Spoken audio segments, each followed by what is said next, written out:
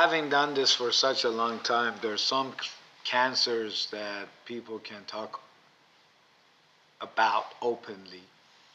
Breast cancer, prostate cancer, colon cancer are typically what most folks easily speak to me about, and there is not a reason to keep any of them secret, and there's no reason to feel ashamed or embarrassed uh, or afraid of being judged.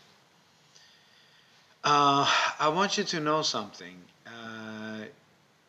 When you have a cancer diagnosis, you have absolutely nothing to be embarrassed about. Cancer is never a punishment, it's never a reflection of your worth, and you deserve the same compassion and the same dignity, and hopefully the same excellent care as anyone else with cancer. My name is Alex Ehsan. I'm a medical oncologist, and I'm going to talk to you very openly and respectfully today about anal cancer. Uh, I'd like to tell you about one of my patients that we'll call Susan. She's very near and dear to me. She's 58 years old. She's a mother, a wife, a grandmother, and actually grandmother for months now. And she told me that she started having issues that resembled her hemorrhoids from the time she was pregnant, like many people do. It was uncomfortable, it caused itching, she felt a small lump, and she bought every over the counter cream she could think of. And somehow, despite being Susan, the tough one, she was embarrassed to talk to her primary care doctor. Eventually, she went on speaking to him, and he referred her to a gastroenterologist who went ahead and did a biopsy. The final result was anal cancer, and Susan told me that the first thing she asked is, please don't tell anyone. And that really broke my heart because you shouldn't be embarrassed for having cancer. There's no shame. You shouldn't do anything. So to be more scientific, anal cancer begins in the tissue of the anal canal.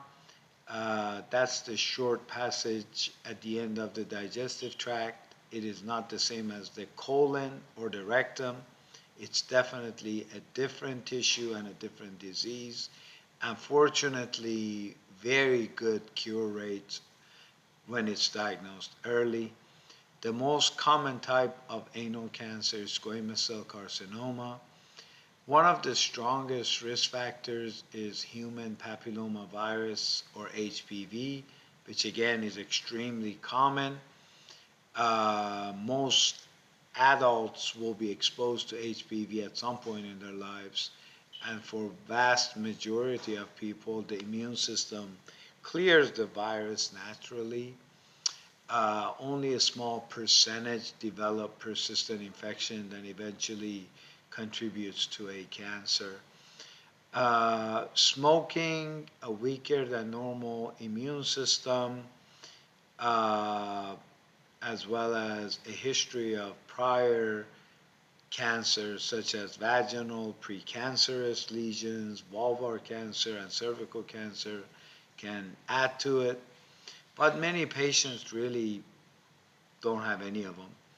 It's a very complex cancer from that sense, and blaming yourself for having done something wrong serves really no purpose.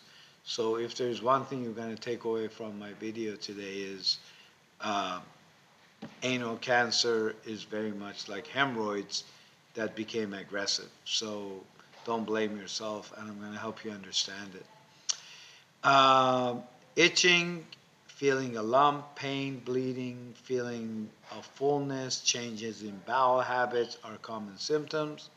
Most patients seek medical attention late because it's embarrassing for some reason.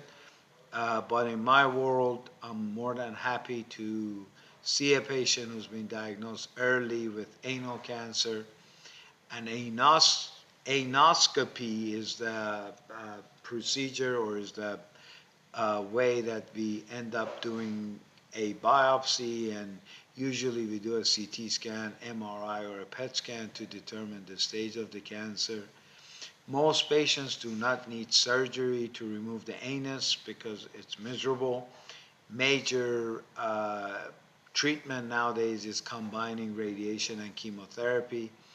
I have used a pill called Xeloda or capecitabine in addition to 2 IV drugs called mitomycin, one given at the beginning of the treatment, one at the end of the treatment. So I would expect most of my patients to have mitomycin at, let's say, August 1st, mitomycin end of August, and take a pill 3 in the morning, 3 in the evening, and get daily radiation, and God willing, get rid of this cancer. And usually what happens after this treatment is that it's recovered. Now, the recovery takes time because radiation affects the skin, it affects the bowel habits, and it's the most uncomfortable thing to go through, especially when you have to explain to your loved ones that you have anal cancer. Even the primary care doctors sometimes call me with stupid questions about why did she get it or why did he get it, and it really is irrelevant. HPV vaccine is available from age 9 to 46, so I recommend that for everybody.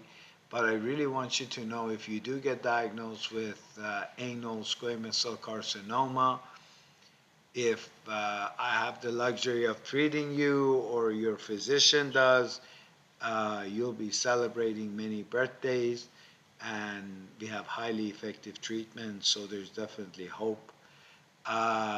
What I really want you to take away from this video is that if you're having bleeding, pain, or a lump, or just hemorrhoids that are bothering you, being embarrassed about it is not going to help anybody, especially not your grandkids.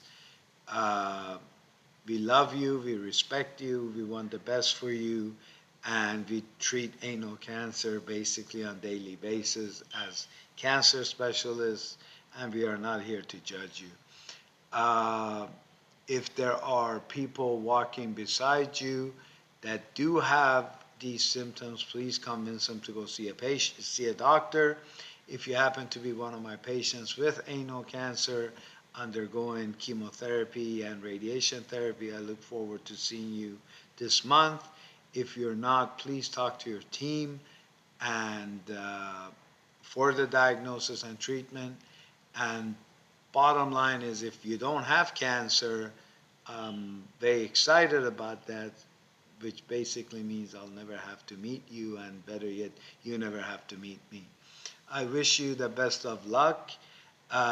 This is a emotionally different topic than other cancers, because truly chemotherapy and radiation therapy can get rid of it. You don't have to have surgery and have your sphincter removed and have to wear a diaper.